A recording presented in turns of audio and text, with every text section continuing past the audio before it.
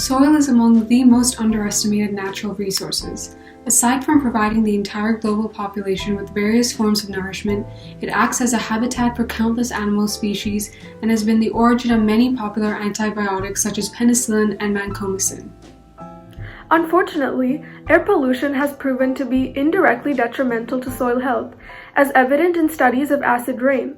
When pollutants in the air enter precipitate, they pollute the rain in turn, making it acidic. When this acid rain comes into contact with soil, it causes the soil to become acidic and lose its ability to retain many important minerals.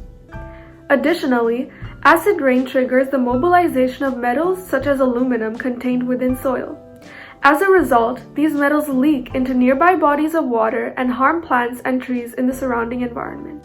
Since we already knew that air pollution is indirectly damaging to soil health through conduits such as acid rain, we decided to investigate and find out if there are any direct repercussions of air pollution on soil health and characteristics. This was done in order to encourage the population to be mindful of the harmful impact of man-made air pollution in regard to the environment. The purpose of this experiment was to determine the effects of air pollution on soil health and characteristics by testing the nutrient content, salinity, water holding capacity, and pH of soil samples from locations of varying levels of air pollution.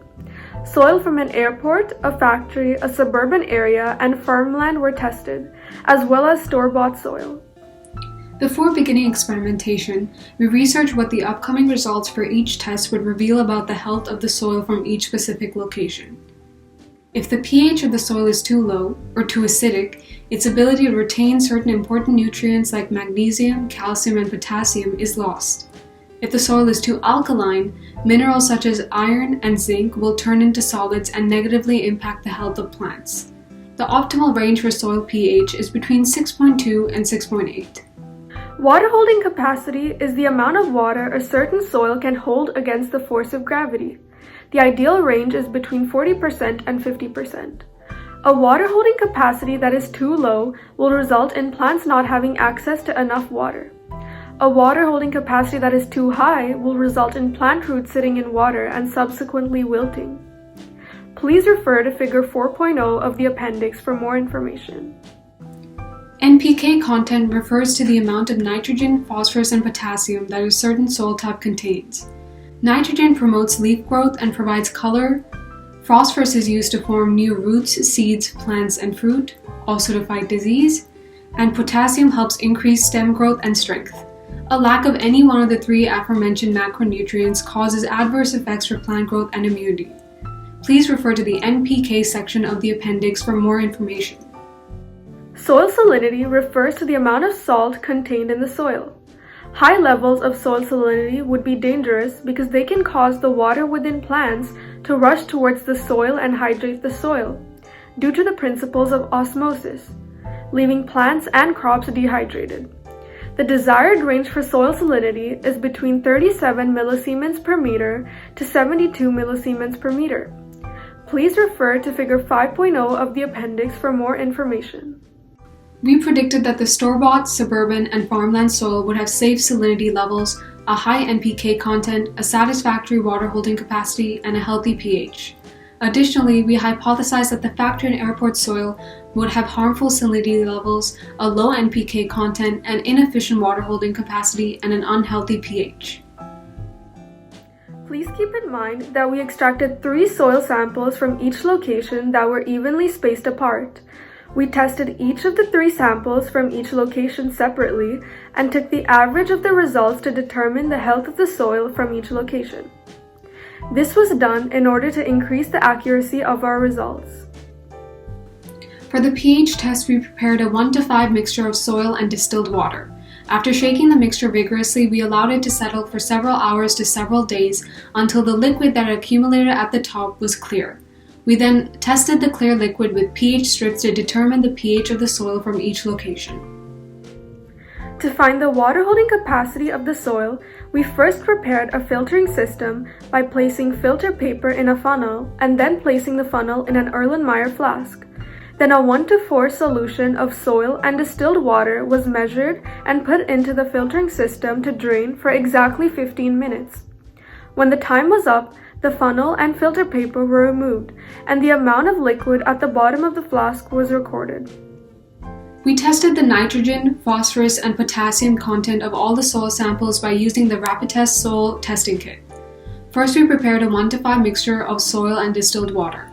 After shaking the mixture vigorously, we allowed it to settle for several hours to several days until the liquid that accumulated at the top was clear. We then used the same filtering system which was used in the soil drainage test. The test kit provided color comparators and capsules for each nutrient. The filtered liquid obtained from filtering was put into each color comparator container with its respective capsule. It was shaken and left to develop for 10 minutes. The abundance of the nutrients in the soil was determined by analyzing the intensity of the solution's color. For this test, we repeated the first step of the pH test procedure by measuring 20 grams of soil and 100 milliliters of water. These were combined in an airtight container and then shook vigorously for 30 seconds every 5 minutes for an hour. Next, we placed an electrical conductivity meter in the solution to determine the conductivity of the soil from each location. The factory, airport, suburb, and store-bought soils were proven to be highly saline as they were above the desired range. Farmland soil was the only sample within the desired range of soil salinity. For the factory and airport soil, all three nutrients were below the optimal range. For the farmland and store-bought soil, all three nutrients were within the optimal range.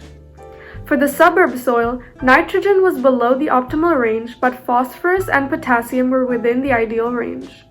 The factory, airport, and suburb soil samples had a pH above the optimal range. The store-bought and farmland soil samples had a pH within the optimal range.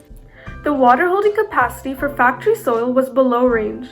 It was within the range for farmland and suburb soil, and it was above range for store-bought and airport soils. Table 1 in the image displayed here depicts the exact values obtained for each soil characteristic test performed on the soil samples from each location. Table 2 shows the analysis of these results, whether the samples were within the healthy range for each characteristic or not. Our observations and analysis prove that generally, air pollution has a directly negative impact on soil health and characteristics. Given a second chance to conduct this experiment with access to more time and resources, we would not only collect more soil samples to increase accuracy, but we would have done more extensive research on the extraction locations, the effects of humidity and fuel contamination, determining air pollutant levels in each location, etc. This would be done in order to make a more concise connection between air pollution and soil health. We believe that this experiment and its accompanying research should be expanded upon in order to find solutions to the endangerment of soil health as a result of excessive air pollution.